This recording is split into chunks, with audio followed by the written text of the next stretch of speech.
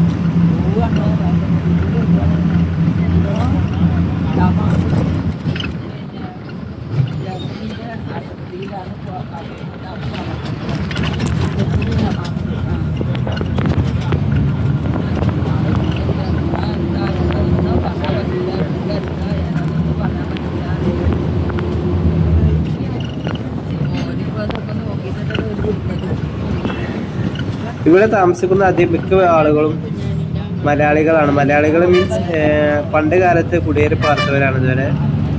ഇപ്പോൾ കുറേ ആളുകൾ ടൗണിലേക്കും മാറി താമസിച്ചിട്ടുണ്ട്. കാരണം സൗകര്യങ്ങളൊക്കെ കുറവായത് കാരണം ഈ ചെറിയ റോഡും പിന്നെ ധാരാളം വന്യമൃഗങ്ങൾ ഇറങ്ങുന്ന സ്ഥലമായതുകൊണ്ടും മിക്ക ആളുകളും ടൗണിലേക്ക് കുടിയേറി പാർത്തിട്ടുണ്ട്. പിന്നെ അങ്ങനെ ഷോപ്പുകളും കാര്യങ്ങളും ഒന്നുമില്ല.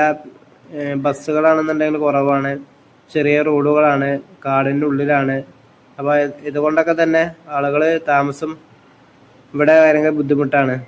അപ്പോൾ ധാരാളം ആളുകൾ പുറത്തേക്കാണ് ഇപ്പോൾ താമസിച്ചുകൊണ്ടിരിക്കുന്നത്. വളരെ കുറച്ച് പേരേ ഉള്ളൂ. പക്ഷേ ഉള്ള ആളുകൾ ഈ ബസ്സിൽ തന്നെയാണ് യാത്ര ആശ്രയിക്കുന്നത്. അതുകൊണ്ട് തന്നെ ബസ്സിലൊക്കെ ധാരാളം ആളുകളുണ്ടായിരുന്നു പോകുമ്പോഴും വരുമ്പോഴൊക്കെ. അപ്പോൾ ഇനിയൊരു യാത്ര ഗൂഡല്ലൂരോ ഊട്ടിയിലൊക്കെ പോകുമ്പോൾ എല്ലമലയെ കൂടി കണ്ടിട്ട് പോകാൻ നിങ്ങൾ നോക്കുക. അടിപൊളി യാത്രയാണ്. അപ്പോൾ മറ്റൊരു വീഡിയോയുമായി വീണ്ടും കാണാം. ഓക്കെ.